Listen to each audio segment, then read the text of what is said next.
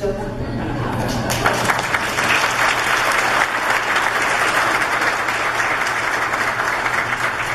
ask you to stay up here because this is the moment we've been waiting for.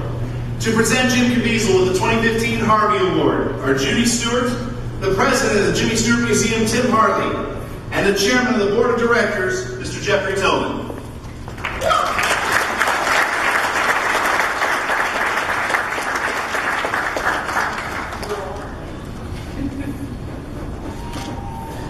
Tim Hartley come up. He's got the stuff. Before Jim has any remarks. We want to say thank you to Jim for coming here. And when you hear his story, you'll understand the important connection that he has with the man that matters.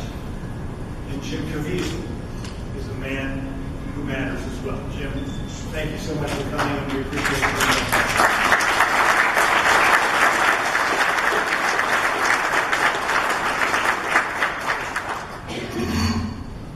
I just want to say, Judy, how beautiful. I mean, I'm not just going to say handsome, but how beautiful your father was. I'm so proud and honored to be here tonight because Jimmy Stewart was an inspiration to me and really my ideal as an actor, as a man. I even knew him a little bit. So I'm at Jerry Weintraub's house, big Hollywood producer, in the summer of 1991. But not as a guest, as a waiter. President Bush Sr. was there for a fundraiser. Warren Beatty, Janet Jackson, Julie Andrews, Don Rickles. All of Hollywood seemed to be in attendance. Frankly, it was the first time I had ever seen so many famous people in one place. And I was a little starstruck. Okay, actually a lot starstruck. Now, I was by no means an experienced waiter. I only got the job because someone else backed out.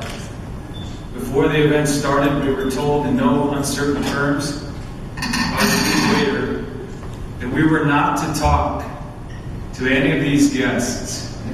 To do so would mean instant termination, which seemed fine to me. It wasn't like I was planning on sharing my life story with Don Rickles or something. But then I saw Jimmy Stewart go by, my idol, the man that I so admired, and I thought, well, yeah, I'm willing to get fired for that guy.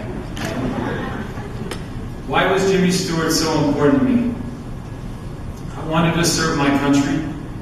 Members of my family were in the military, and I had applied to the U.S. Naval Academy at that time. So, though I knew Jimmy Stewart as a delightful everyman who could make us laugh and cry on screen, sometimes in the same scene, but it was Jimmy Stewart's selflessness that most impressed me. I had seen all his films and actually read a few biographies of Mr. Stewart. See, most people don't realize that a year after winning the Oscar for the Philadelphia Story, he was drafted.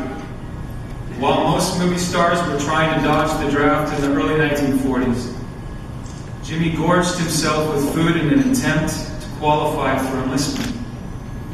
He finally made the weight requirement and entered in as a private. Within a couple years, he was a flight instructor and a captain. Years later, even a brigadier general. But he tired of being stateside and urged his superiors to let him fly for his country abroad. He would become the first Hollywood actor to serve in World War II.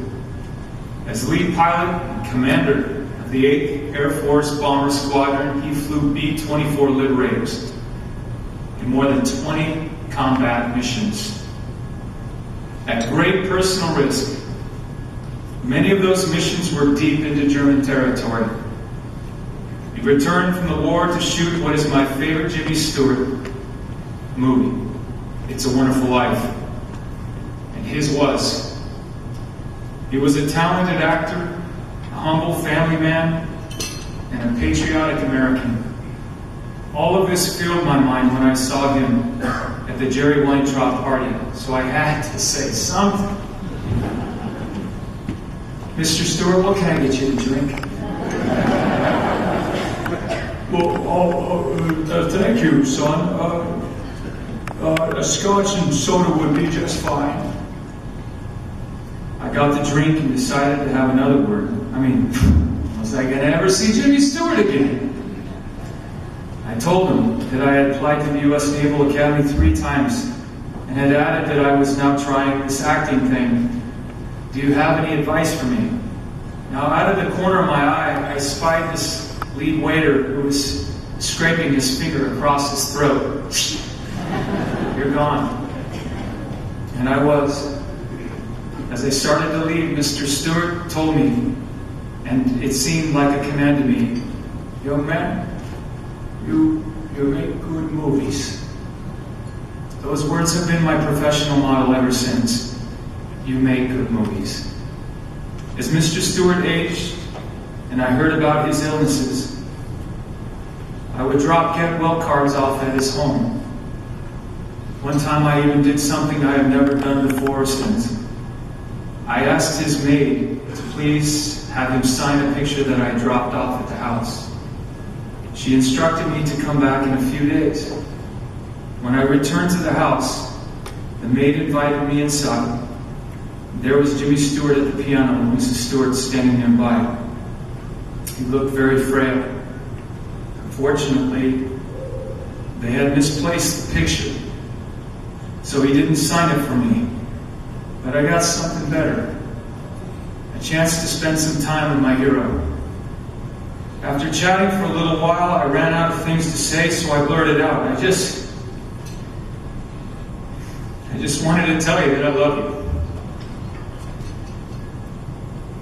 Tears came to my eyes. Mrs. Stewart was also crying, and I departed.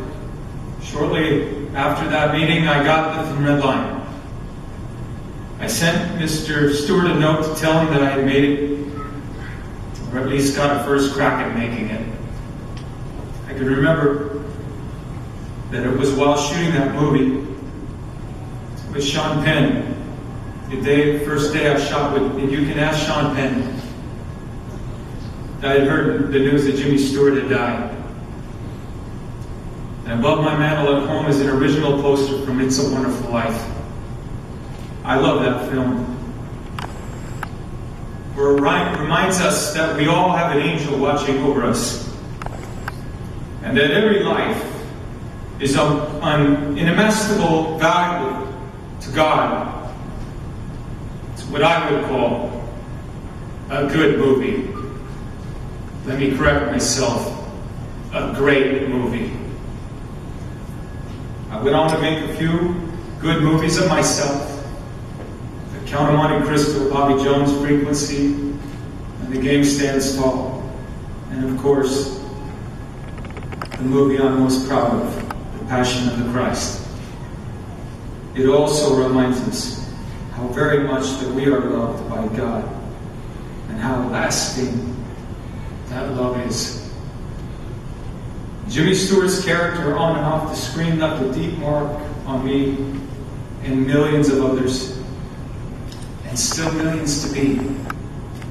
He never forgot where he came from and where he was going, and neither do I. There is a little poem that captures this idea perfectly.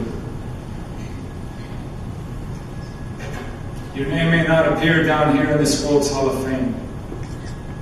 In fact, you may be so unknown that no one knows your name.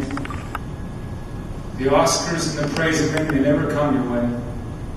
Don't forget, God has rewards that He'll hand out someday. This crowd on earth, they will soon forget when you're not at the top. They will cheer like mad until you fall, and then their praise will stop. Not God. He never does forget. And His Hall of Fame, by just believing on His Son, forever is your name. I tell you, friend, I wouldn't trade my name, however small. It's written there beyond the stars in that celestial hall. For all the famous names on earth, or the glory that they share, I'd rather be an unknown here in have my name up there. The world is in a moment of trial now because it forgot and abandoned our God. But you haven't. You are the fabric of Jimmy Stewart. And Jimmy Stewart never did. And neither will you. His name is up there. And it's yours as well. You see, Jimmy Stewart wasn't just an actor to me. He was my favorite American. A man of honor, a man of decency, humor, and plain-spoken greatness that embodied the best of who we are. And I just love you still. We all do. Thank you for this honor and for remembering this great man. God bless you.